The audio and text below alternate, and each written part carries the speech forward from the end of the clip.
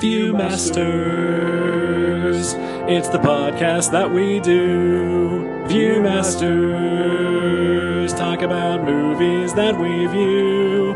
Viewmasters, my friend Eric and me, Joe. Viewmasters, hey, let's start the show. Hello, and welcome to the Viewmasters, episode 237. Sunset Boulevard. My name is Eric. My name is Joe. Hello, Joe. Hello, Eric. How are you? I'm doing all right. How are you doing? That's good. This is only the third time I've asked you that. I know. we like to check in on each other, you know, Sure. from minute to minute to make sure that we're still doing okay. I may space it out a little more, but I will check back with you, shortly. Okay, perfect. And I will reciprocate. Excellent. Sunset Boulevard. Oh yeah, that's a movie. Yes, it is. It's the movie that we're ostensibly talking about today. It's true. I think the first thing I'd like to mention about it, though, is that has every other movie after this one was made ripped it off? Or at least, okay, let me be more specific. Has Okay. every episode of Animaniacs ripped off this movie? Oh yes, absolutely. Okay, Without question. alrighty. I remember, like, the first time that I watched Apocalypse Now, back in, the mid-90s. After I watched it, the first thing I said was, I now get, half of the jokes from The Simpsons. Yeah. Yeah, this is definitely one of those movies. I had known...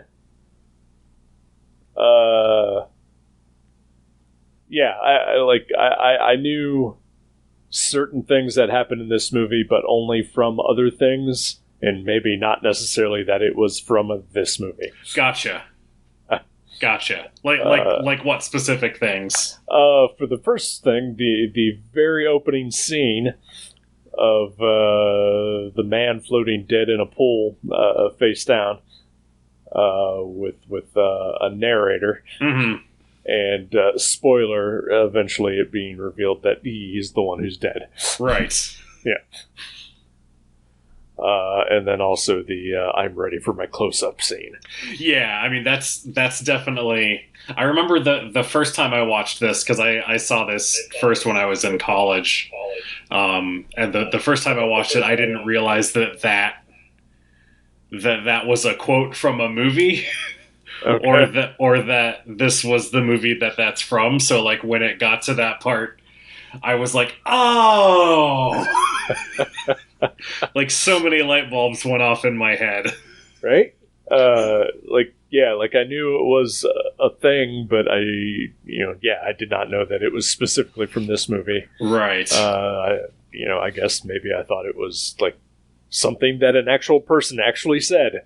Yeah, I could see something like that. Yeah. Yeah, because did Dot say it a lot on Animaniacs? Is that what I'm thinking of? I'm sure she did. Yeah. I haven't seen that show in forever, but it had to have happened, right? I would imagine so. Yeah. I'm sure Norma Desmond appeared at some point and said it herself. Probably.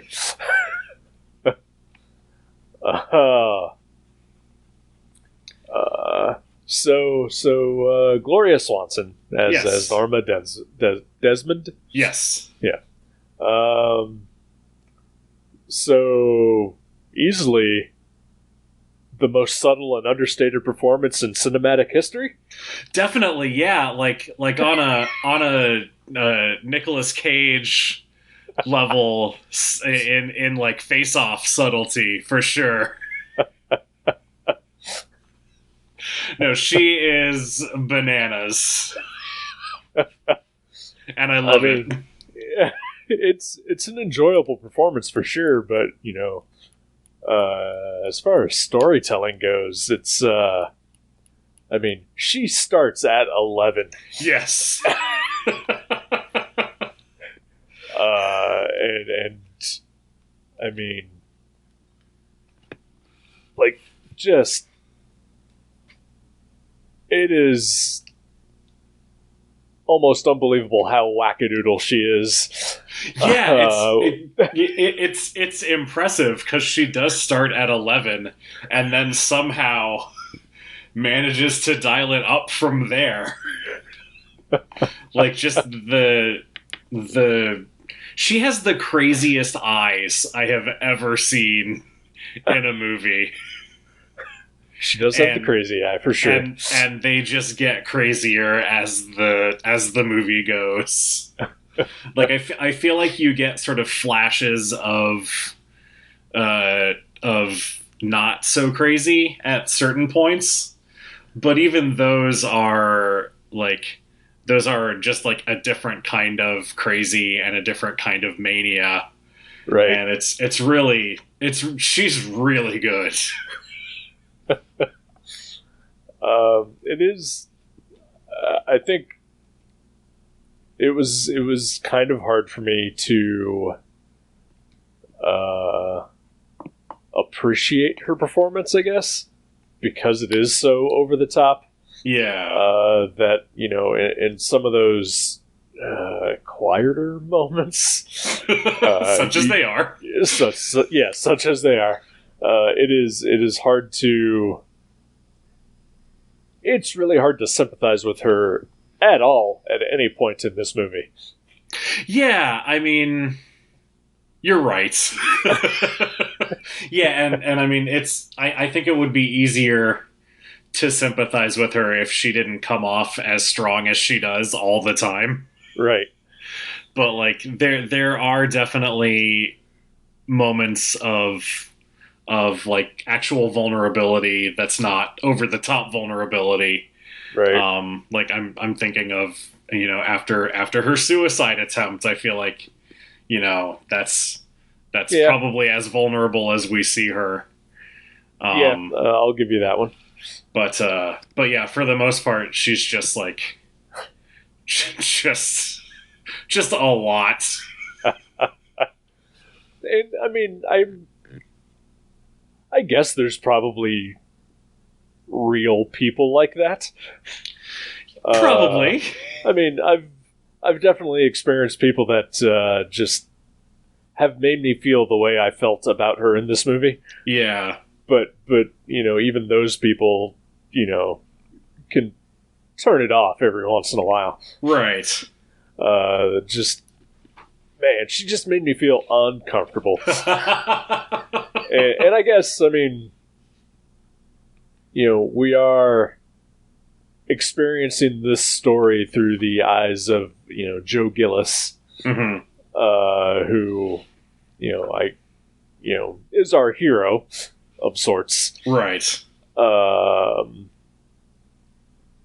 But, like, especially towards the beginning when he first meets her, his, wariness of her and uncomfortableness, around her, really comes through.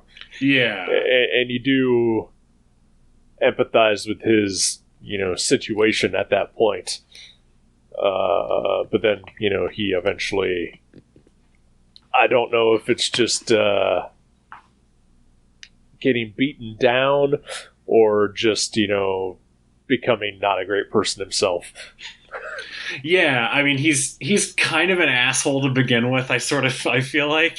Yeah, a little bit. But then, yeah, he definitely, I feel like he just sort of, he becomes accustomed to, I guess, having, for lack of a better word, a sugar mama who just takes care of him and like, yeah, he knows she's crazy, but also he's sort of taken her for a ride as well, and it seems like he knows that from the beginning. So, yeah, there does come a point where he sort of like he accepts that this is happening to him, and he's gonna get as much out of it as he can, regardless of what she says or feels or whatever. There are some points where he's just straight up antagonizing her. Oh yeah. No, yeah, there are definitely parts where he does not come off great. But I feel like his, I don't want to say vulnerable side, but just more empathetic side comes through more often than hers does at all. Yeah, I can see that. I mean, you sort of sympathize with the, like, he just sort of gets stuck in this situation that is entirely not what he signed up for. Right. And then, there does come a point where he realizes if he just rolls with it, that he can come out ahead, basically. But he is still sort of trapped, living with a crazy person, basically. Right. And two crazy people? Yeah, I would say that Max is a different kind of crazy. Yes. I was honestly shocked at the reveal of Max's backstory. Yeah, I was too, actually. I had completely forgotten that from my first viewing of the movie. So that was like as he went in on it, I was like, wait, there's going to be something here. I vaguely remember this. And then, yeah, he said what he said, and I was like, oh man, that's rough.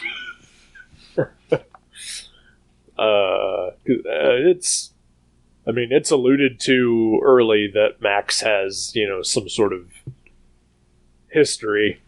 But, I'll be honest, German guy in the 50s, I was thinking, Nazi. Yeah, honestly, I was too. I was like, oh, this guy is a secret former Nazi, right? All right, I'm glad it wasn't just me then. It's not nearly as nefarious, but it's still weird. It's a surprise. Yeah.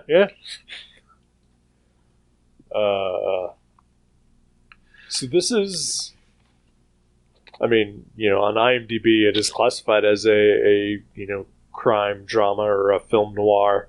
Yeah. It's definitely not like any noir I've ever seen before. Yeah, it's not as, there's no private detective. It's not as straight up mystery, basically. Like you sort of know, you start off knowing how it ends, and then the mystery is how it gets there. Right. It has, certain tropes, like, a narration, which I'll be honest, I didn't care for that much. Yeah. It's a little much at times. But, I also, this is one of those instances where I don't know if it's because I'm aware that it's a trope, and maybe it wasn't so much back in 1950. Mm-hmm. That, I'm just,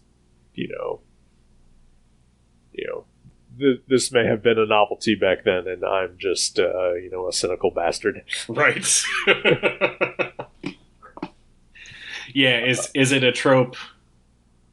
Like, was this movie doing something tropey, or is it a trope because of this movie? Right. Like, so I didn't do as much research on this movie as, I've done on some of the other ones we watched, but yeah, I just kind of did a skim through of Wikipedia, and Double Indemnity got brought up a lot while I was reading. Okay.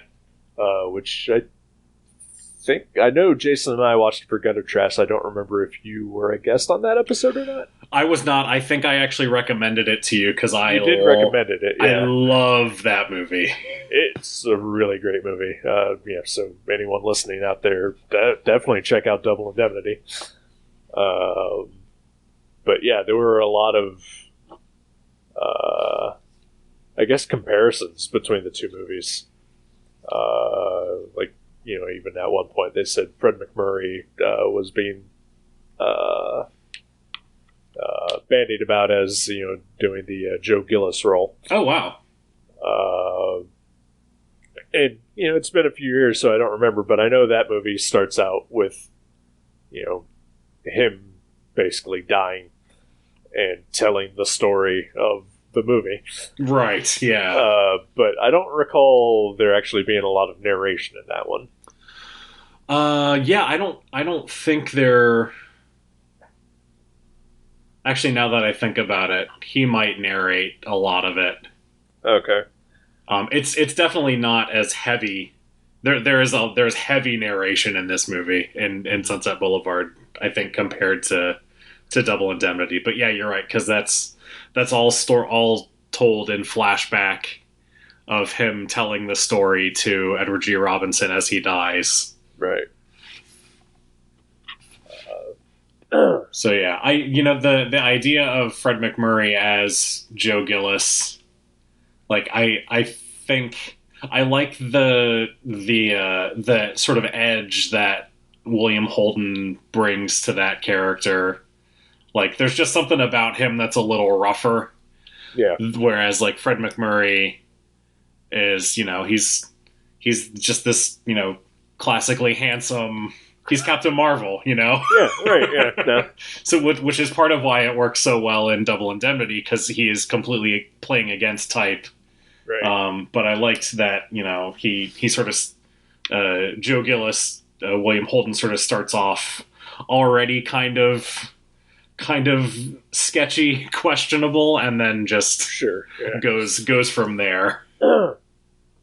I think another thing that helps, and just to compare it to Fred McMurray, who, like you said, he is a handsome man, but William Holden is like movie star handsome. Oh yeah, definitely. Yeah, I don't mean it to sound like he's not a good-looking man, because he is a good-looking man. No, but I think that also helps in this movie. Like Fred McMurray is a handsome and an everyday man kind of way. Yeah. Whereas William Holden is just, that is a guy who was built to be, a movie star. Yeah, I think that's a really good analogy. And I think if he were more of an everyday kind of guy, like you said, like William Holden just has that extra edge to him that, with the movie star good looks combined to him being kind of, sketchy, like you said. Yeah. I think that all works for that character for sure. Yeah, definitely. And he is also very good in this movie, and I feel like he gets more opportunity to show a wider range of moods and emotions in this movie than Gloria Swanson does. But I definitely feel like Gloria Swanson is the she's the one who would get all the accolades for just being so over the top throughout the whole thing. Yeah. Yeah, I get that. Yeah. Yeah, Joe Gillis is slightly more well-rounded than Norma Desmond is. I think part of that too is that we get to see him interact with a lot more different types of people than we do Norma Desmond. Most of her scenes are with him or Max, right? And there's really only one or two scenes where other characters are around. But yeah, so we get a little bit more depth from him just by virtue of him being in a wider variety of settings, I guess. Sure, very true. And like you kind of, we've sort of dance around it that, in some of those situations he is kind of an asshole. Yeah. I think like one of his first scenes when he's trying to sell a script to a producer or whatever, and the first time he meets Betty, is that her name? Yes, Betty Schaefer. Yeah, he's just kind of a scuzzy dick, right? But it's all what leads us into the unfolding of the plot. Yeah. He's a white male writer. Yep. So he's a scuzzy dick. Is he the Aaron Sorkin of 1949? No, because I think Aaron Sorkin thinks everything that he writes will win an Academy Award. That is true. He does seem humble about his work.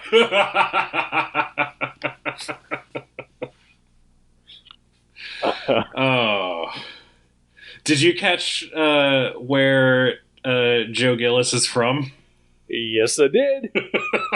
937 represent. Heck yeah. That is why I picked this movie, is because I like movies about Joe G's from Dayton. I can really relate to those. I did, when he first mentions Dayton, he's talking about the newspaper that he used to work for. I paused the movie to look to see if that was a real paper. Was it a real paper? It was not. Aww. At least not that I could find. He says he was a writer for the Dayton Evening Post. But we had the Dayton Evening News, and then it changed its name to the Dayton Daily News. Oh, wow, okay. Yeah. All right. So it's close. Yeah. But, he does mention Dayton a couple times. Yeah. And, like any proud Daytonian, I, got really excited.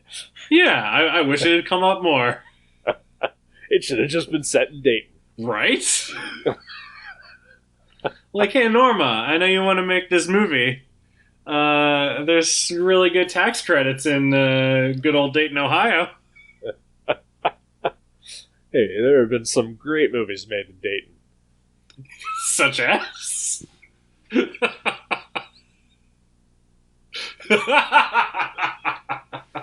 American Factory. Gummo. Actually not shot in Dayton. No. Just takes place in Xenia. Gotcha.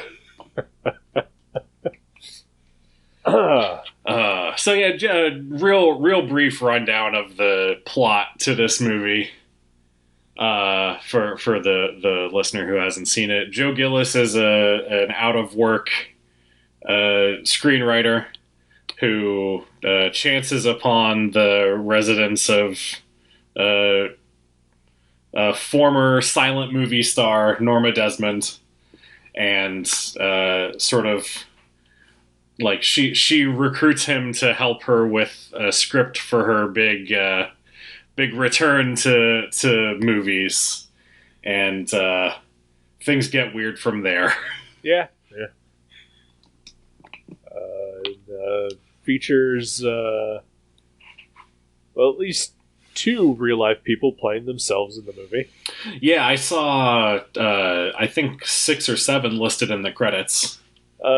They show up, but they're never named by name. Okay, all right, fair enough. Sorry. Fine. This is how the podcast ends. Quibbling over credits for a 70-year-old movie.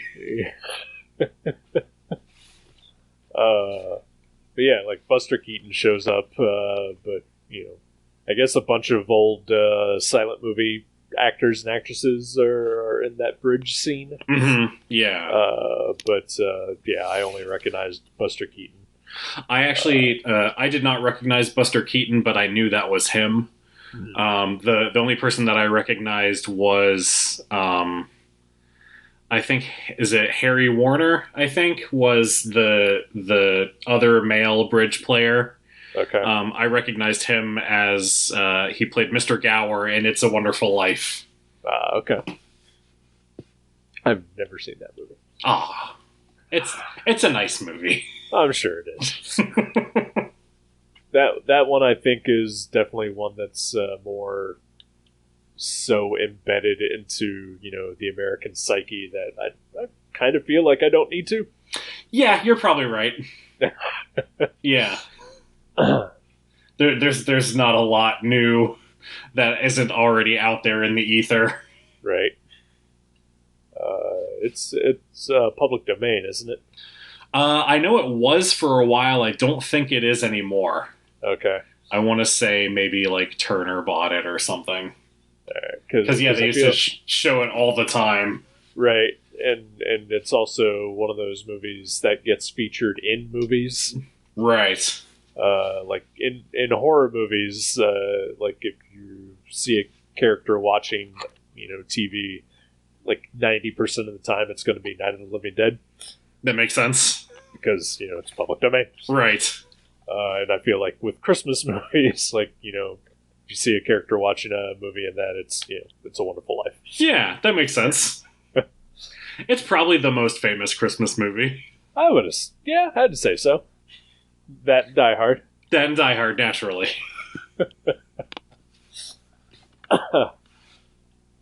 And this is the most famous New Year's movie. No, that's When Harry Met Sally. Oh, okay. Or the Gary Marshall film New Year's Eve. Rest in power, Gary Marshall. Yes, Mr. Marshall. Please call me Gary.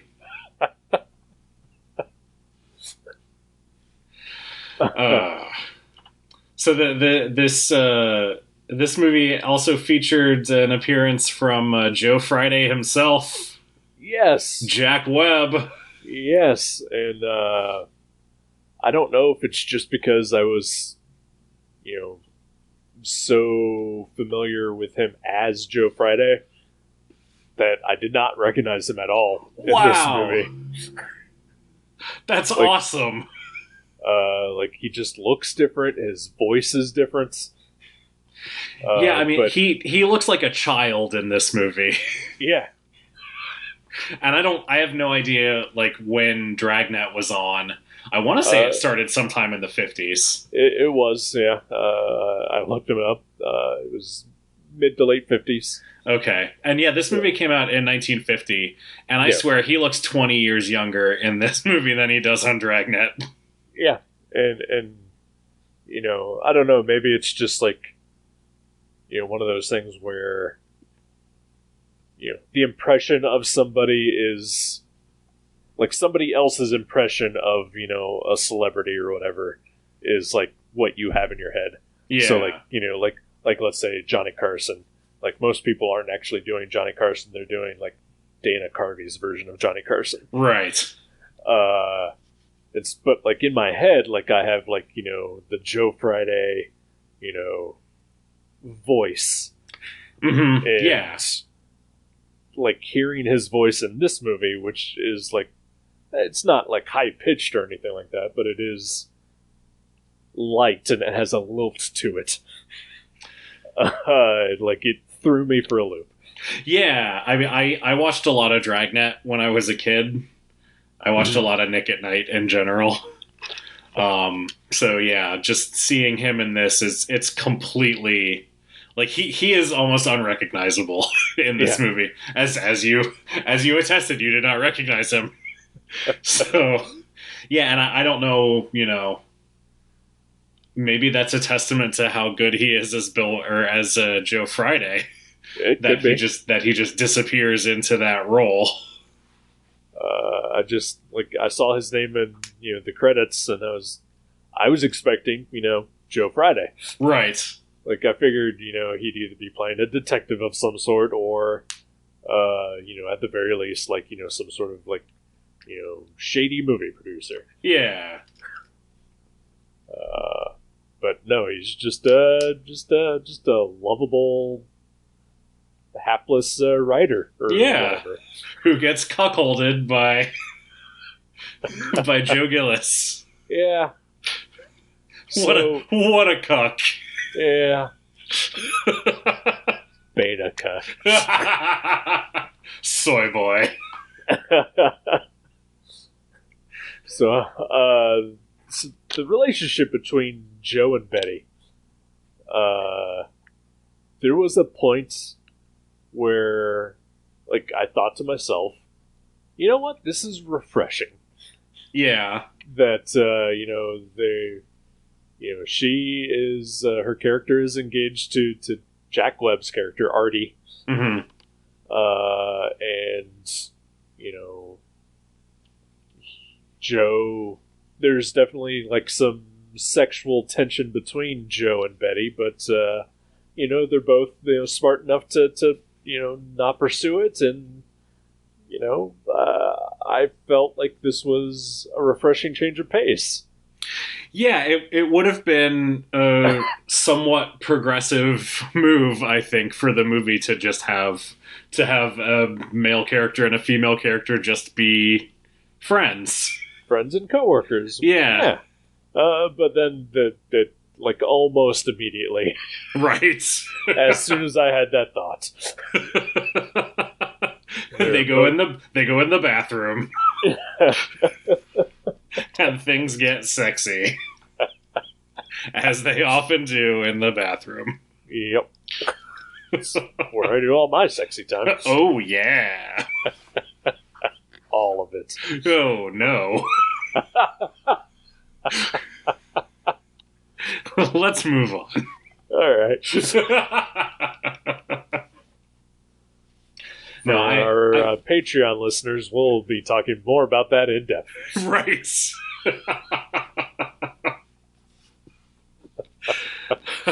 Subscribe to our OnlyFans to hear us talk about. I don't know. Is that right? Is that what that's for? Sure. Oh, I think we lost subscribers. Did we have any? Not on OnlyFans, that's for sure. Well, sure.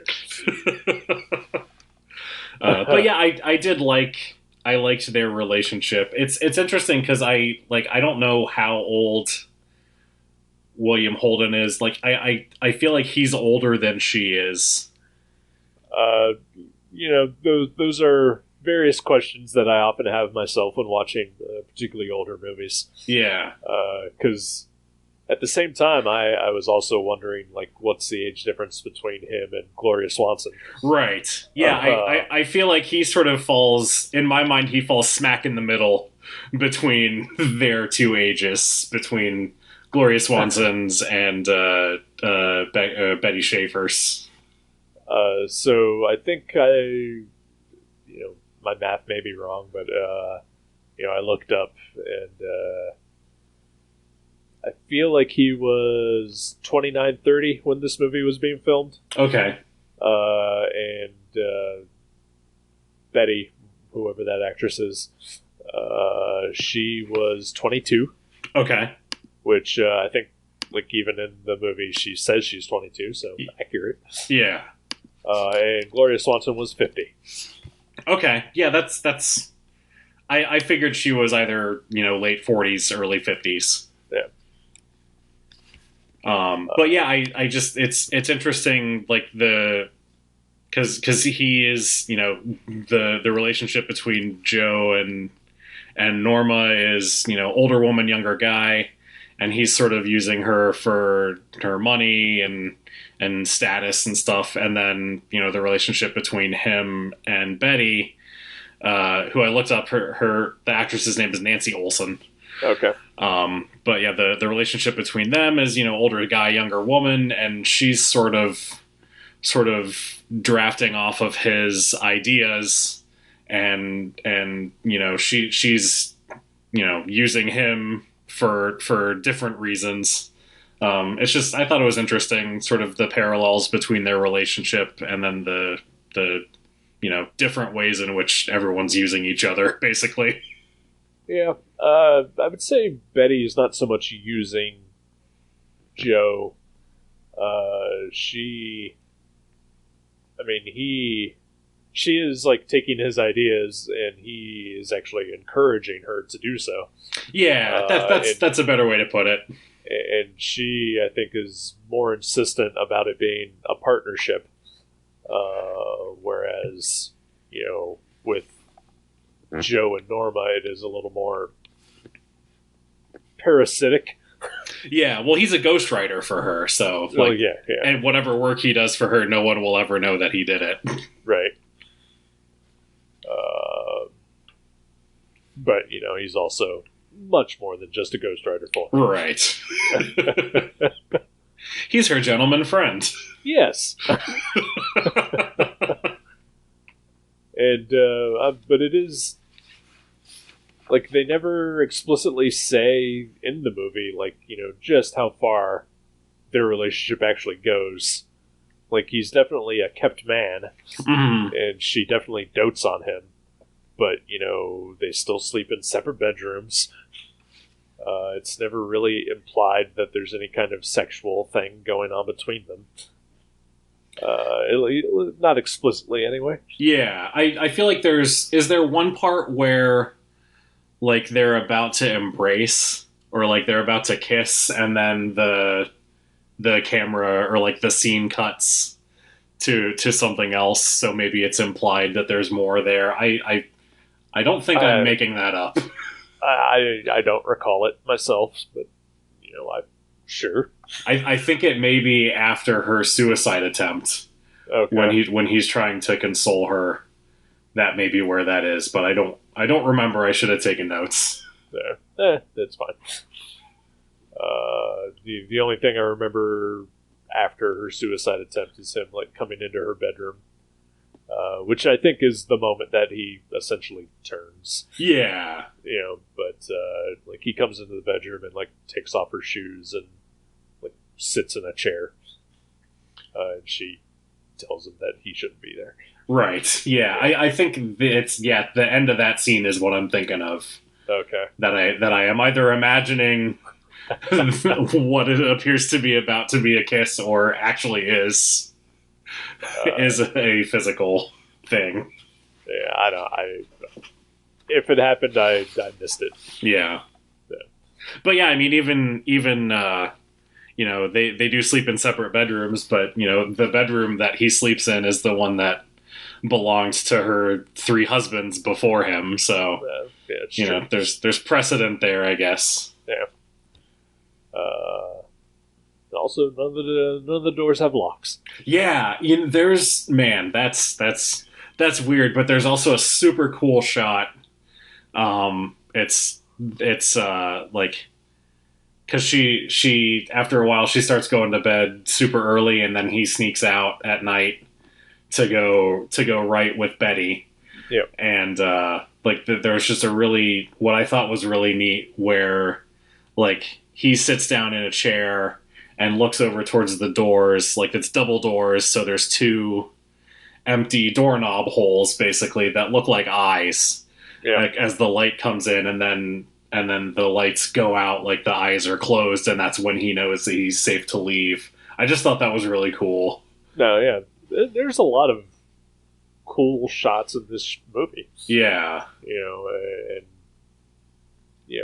Unfortunately, for me anyway, it's still one of those things where, like, okay, did they do something new and innovative there, or, is this, I'm just used to stuff like this now? Yeah, I get that. Yeah. I can still appreciate it, even if it's... Oh, absolutely, yeah. I think one of my favorite scenes and shots in the movie is when Norma visits the studio. Yes. And Cecil DeMille is, there playing himself. Mm-hmm. And he is not expecting her, and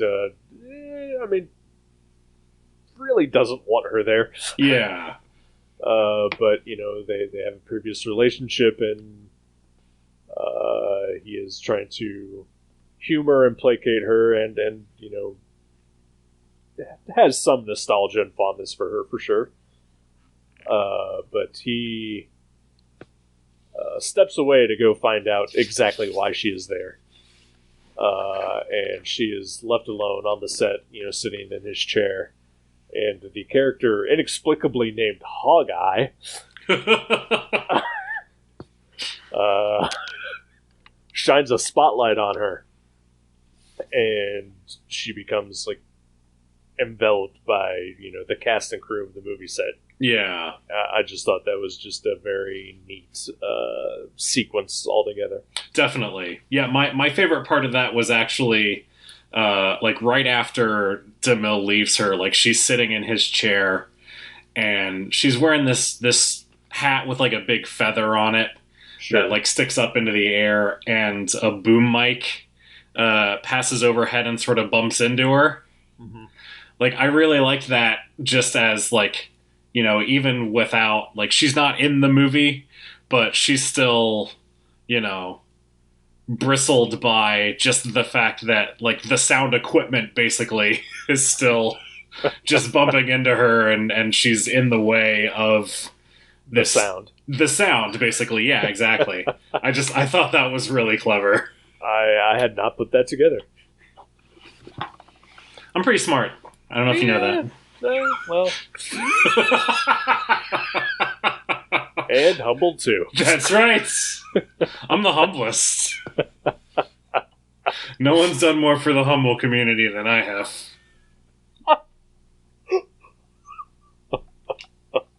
Do you think he's going to leave? God, I hope so. He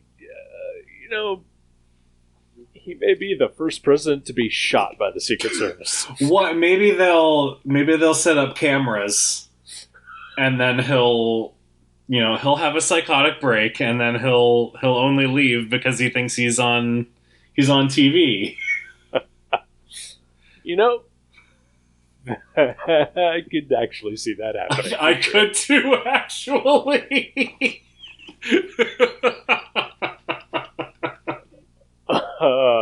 Wow. Yeah, I didn't realize that's where I was going, but I got there.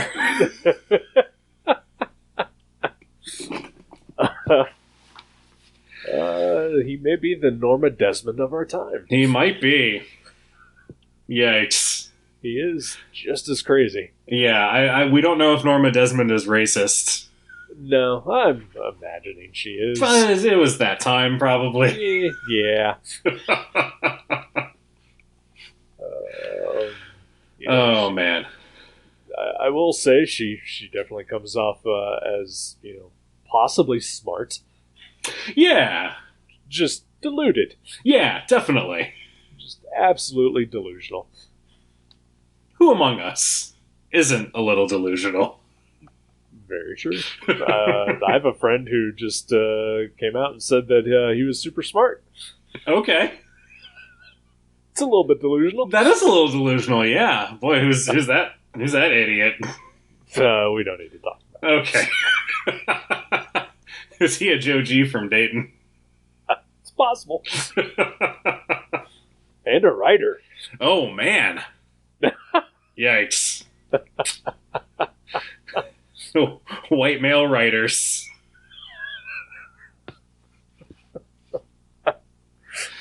Oh, boy. Can we talk about the David Lynch of this movie? Gordon Cole? Gordon Cole! Yes, we can. Oh, I love it. That was, I feel like I knew that the Gordon Cole of Twin Peaks fame was named after the character in this movie, who shows up for literally 10 seconds. Right. But I was still surprised when the name came up and got very excited. And then paused the movie to look it up to see if that's what, the David Lynch Gordon Cole was named after. And it was. Yeah. Yeah, I very vaguely remembered reading that after we watched Twin Peaks, I think, when I was crazy about Twin Peaks trivia. I remember seeing that. It's one of those, like, I wonder what it was about that particular character that stuck out to David Lynch to say, I'm gonna name a character after this. Yeah, that's a good question. And then play him myself. Or he just thought it was a really good name. I mean, it is. Like, what a waste to blow it on this side character. You know, I mean, it's a pretty good name. Yeah. Not gonna lie. Yeah. Yeah. But yeah, just, like, I wonder, you know, still, you know, what it is that he saw other than that, or, you know, again, why he decided, hey, I need to play this character, and he's gonna be super fucking weird. Yeah, he didn't seem to have a hearing problem in Sunset Boulevard.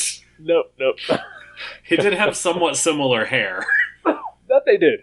Maybe that was it. I don't know. Maybe. But, I mean, that's just David Lynch's hair. Right. That's true. He has got some good hair. He does, definitely. I'm very jealous of people's hair lately. I also wondered if Betty in Mulholland Drive was named after Betty in Sunset Boulevard. Like, I can't remember if we ever know if she ever even has a full name in Mulholland Drive, because, you know, that movie's weird and that's not her real name. I've never seen that movie, so... Oh my god, seriously? Yeah. Okay. Then you have no idea what I'm talking about. Nope. But I did, I did forget the actress's name here, but, you know, while I was, you know, watching the movie, you know, I looked it up and saw that her name was Nancy Olsen, and I wondered if nope, never mind. No? I'm nope. Just I'm gonna cut this part out. Okay. Are you thinking of Peggy Olsen in Mad Men? Yep. Okay. Well, yeah, we can drop a cut point right here. All right. And so yeah. Did you enjoy the movie? I did. Did you fall asleep? I did not. Excellent.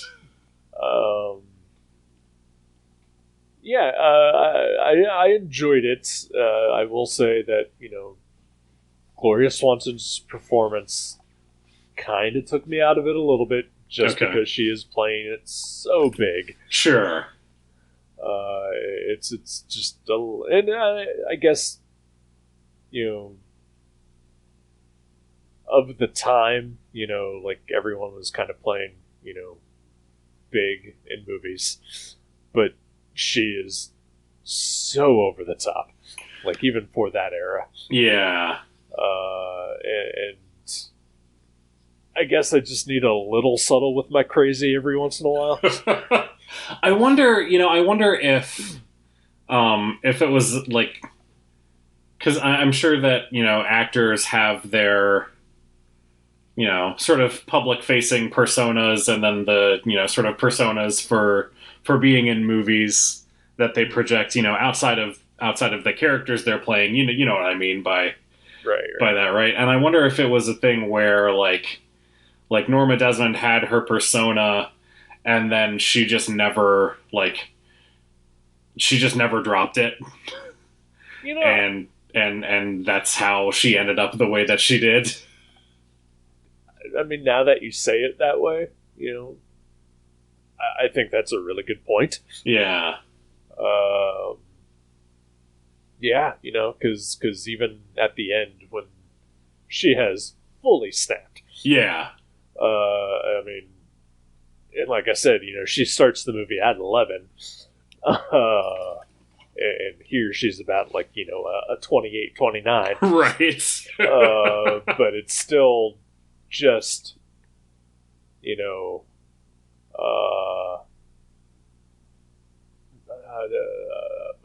an amplification of, you know, what she has been doing the whole movie. Right.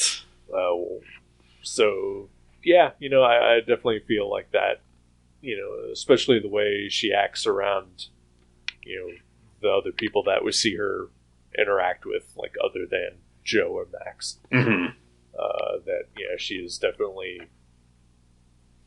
100% persona, all the time. Yeah, and I bet part of that, too, probably made her a really good silent actress.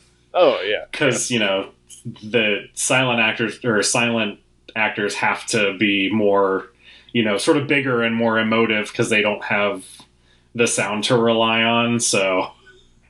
All right. I wonder if maybe that's also part of why she wasn't able to make it as a sound or in the talkies, right? Because she was so big.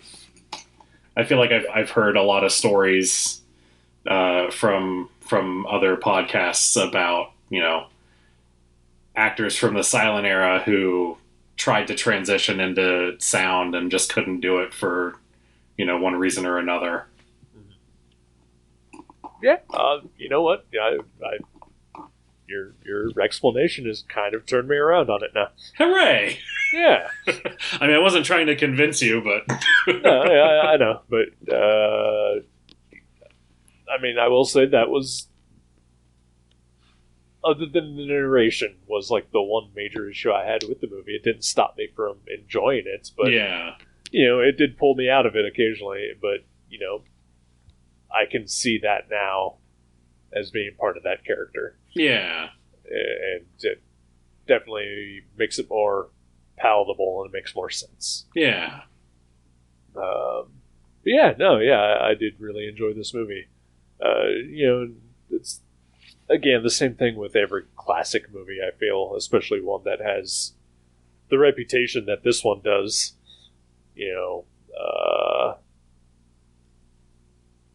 It's never going to be as good, I think. But it was still really good. And yeah. I can definitely see why it deserves to be called a classic. Yeah, definitely. And again, just on the basis of, references to it in other things alone. You're more culturally aware now by virtue of knowing the source of all of those references. Right, yeah. And you had seen this before, right? I had, yeah. I think I'd only seen it once, though. And like I said, it was when I was in college, so it was probably like 15 years ago. So it was. I remembered a lot from it, but there was also a lot that was like watching it again for the first time. So, highly recommend watching it every 15 years. All right. Well, I'll check back when I'm 57. Perfect. Older than Norma Desmond. But not greater, darling. No, never.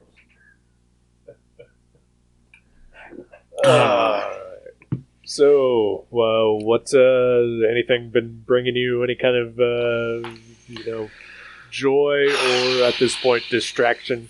Oh, boy.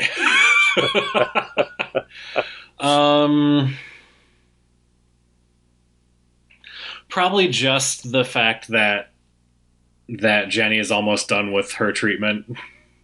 That's good. It is really nice to know she has at this point she has only two rounds of radiation left.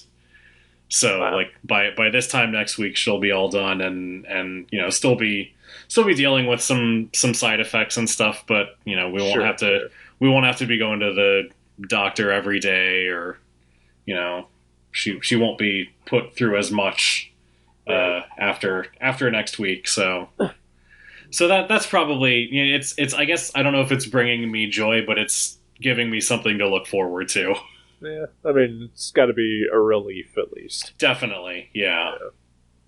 Well, that's great, honestly. Yeah. I'm glad that, just things seem to be looking all right.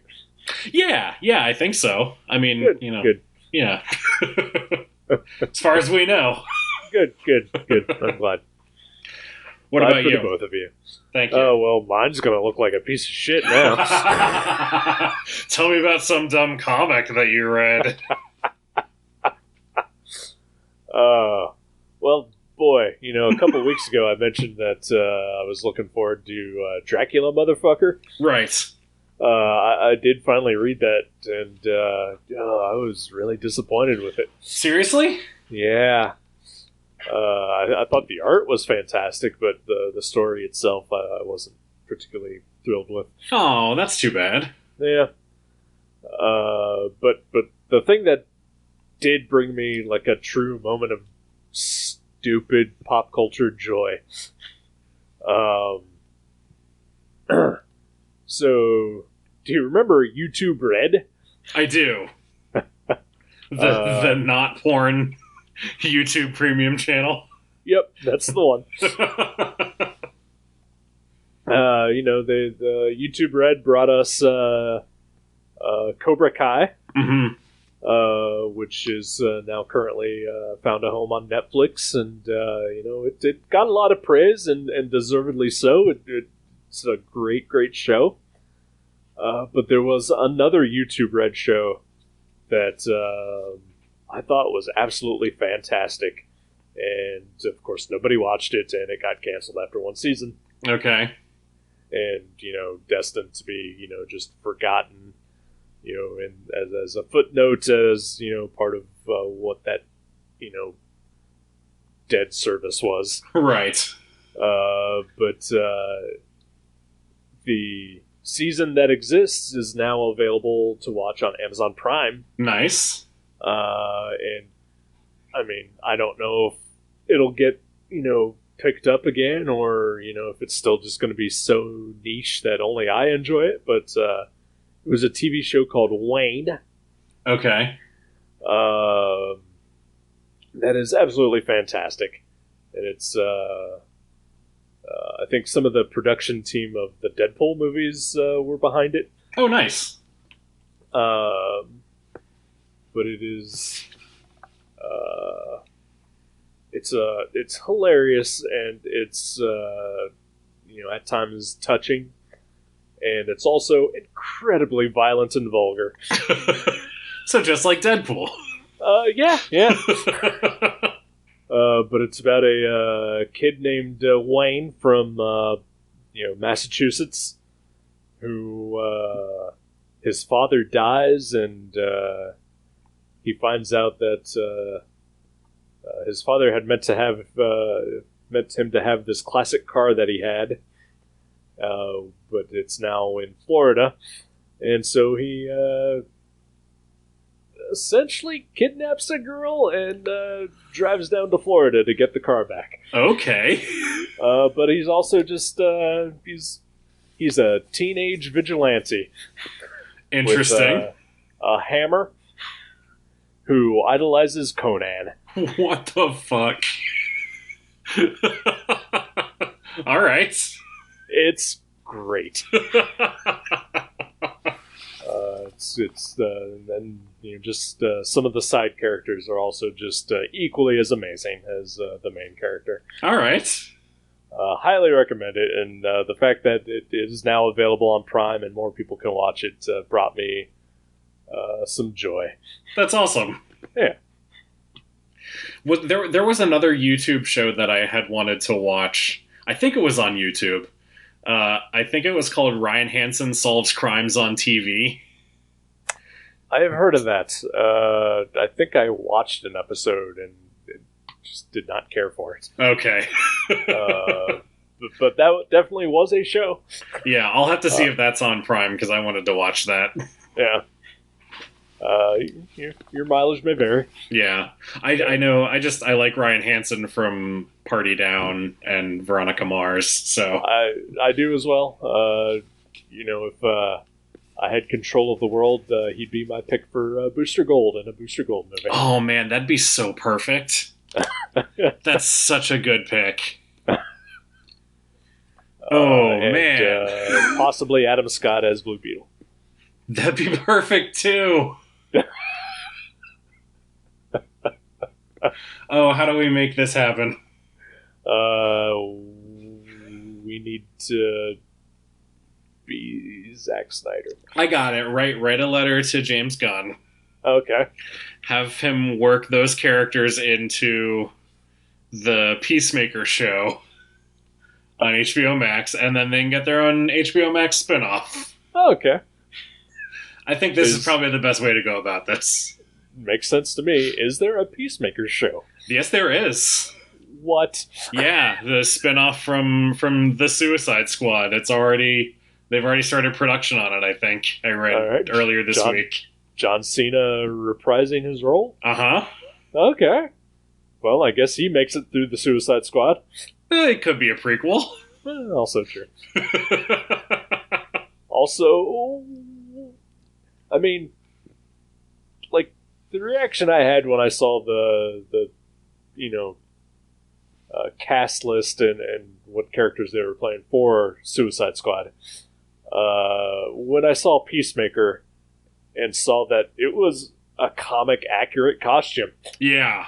I was just like, what the fuck? It's incredible. I mean, great, but also Peacemaker? All right. People love the comedian.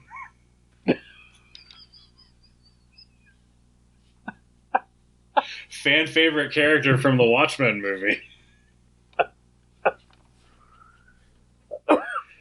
I don't know. Is he? Maybe. Who knows? Probably. I mean,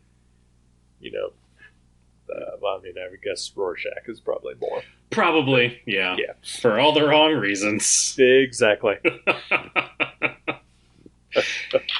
Anyway. Yeah.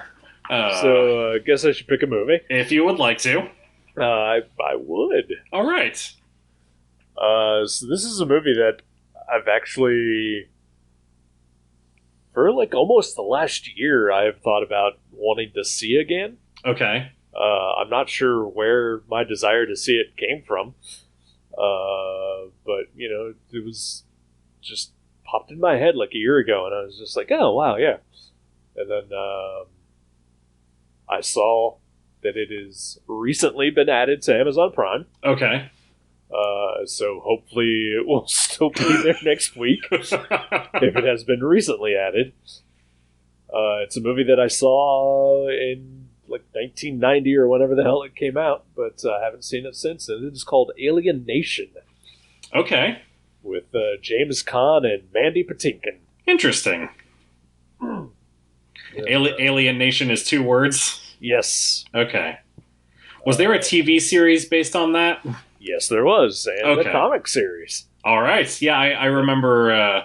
I never watched it, but I remember seeing the commercials for the TV series. I think I saw like part of an episode of the TV series, but never gave it my full attention. Gotcha. But I remember enjoying the movie 30 years ago. Well, let's find out if it holds up. All right. Well, sounds good. All right, cool. Well, Alien Nation. Alien Nation on Amazon Prime. Excellent. We will talk about that next week. Sounds good. All right, see you. Talk to you then. See you then.